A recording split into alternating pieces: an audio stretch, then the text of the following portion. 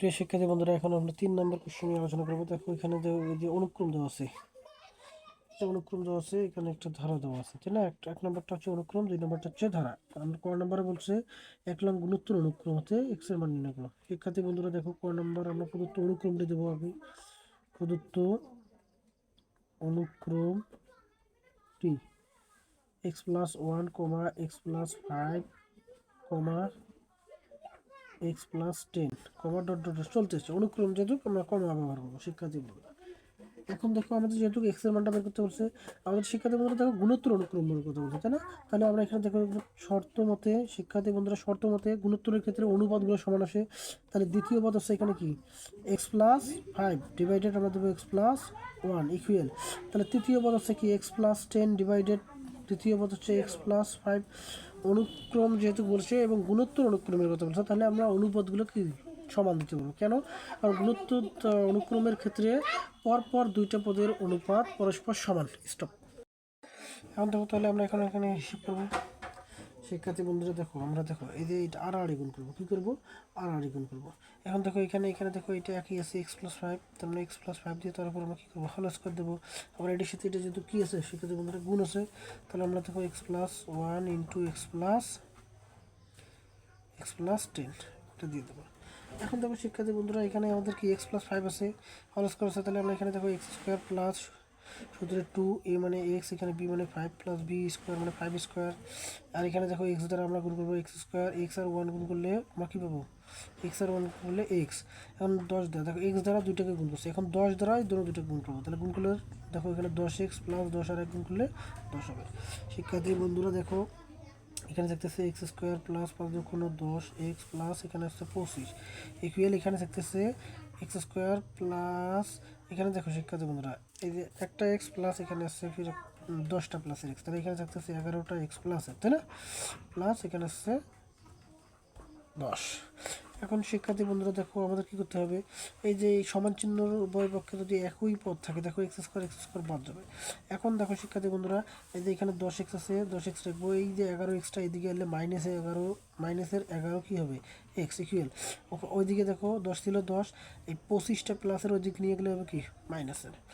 এখানে থাকতেছে মাইনাসের একটা এক্স থাকতেছে, আর এখানে থাকতেছে বিয়োগ করলে মাইনাসের 15, মাইনাস মাইনাস বাদ, অতএব এক্স ইকুয়াল 15। শিক্ষার্থী বন্ধুরা এটি হচ্ছে আমাদের মান। তাহলে আমরা দেবো এখানে নির্ণেয় এক্স এর মান 15। এখন দেখো স্টার্ট।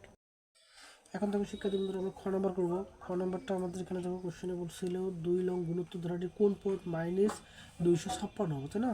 তাহলে দেখো 2 নম্বর এখানে ধারাটা আমাদের আগে দেখতে হবে কী ধারা, গুণোত্তর ধারা, তাই না? বলে দিচ্ছে যেহেতু, তাহলে আমরা এখানে লিখবো দেওয়া আছে ধারাটির প্রথম পদ প্রথম পদ ইকুয়াল টু, আবার ধারাটির গুণোত্তর যেহেতু, তাহলে সাধারণ কী বের করতে হবে? অনুপাত। আর অনুপাতকে আর দ্বারা প্রকাশ করা হয়। দ্বিতীয় পদ পাচ্ছে মাইনাসের 4 ডিভাইডেড 2, তাই না? ভাগ করলে মাইনাসের কী পাবো আমরা? 2 পাবো। এখন দেখো শিক্ষার্থী বন্ধুরা, কোন পদ বলছে মাইনাস 256, তাহলে আমরা দেবো ধরি এনতম পদ সমান মাইনাস 256, এইটা, তাই না? শিক্ষার্থী বন্ধুরা, এনতম পদ যেহেতু এটা হয়, তাহলে গুণোত্তর ধারার এনতম পদের সূত্র হচ্ছে এ ইন্টু আর পাওয়ার এন মাইনাস 1 ইকুয়াল মাইনাস 256। বা এখানে দেখো এ এর মান হচ্ছে কত? 2 বসাবো, আর এর মান ইন্টু দেবো, আর এর মান কত? মাইনাসের 2 দেবো এখানে, তারপর হচ্ছে মাইনাস এন মাইনাস 1, এখানে মাইনাসের 256 দেবো। এখন দেখো শিক্ষার্থী বন্ধুরা, এই দুইটা এখানে কী অবস্থা আছে? গুণ হলে ওই দিক গেলে কী হবে? ভাগ হবে। তাহলে এখানে মাইনাসের 2, তার পাওয়ার হচ্ছে কি এন মাইনাস 1 ইকুয়াল। এখানে দেখো মাইনাসের 256 আছে, এটা দেবো। এই দুইটা এখানে এইদিকে গেলে পক্ষান্তর করলে কী হবে শিক্ষার্থী বন্ধুরা? ভাগ। এই যে ভাগ দেবো। এখন এখানে মাইনাসের 2, তার পাওয়ার হচ্ছে এন মাইনাস 1, এখানে দেখো ভাগ করলে বাস থাকতেছে মাইনাসের 128।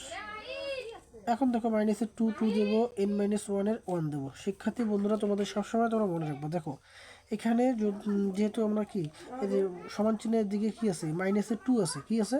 মাইনাসের 2, তাহলে এদিকে আমাদের বেসটা মাইনাসের 2 রাখতে হবে। এখন এই 2 এর উপর কত পদ দিলে আমরা 128 পাই, সেটা আমাদের হিসাব করতে হবে।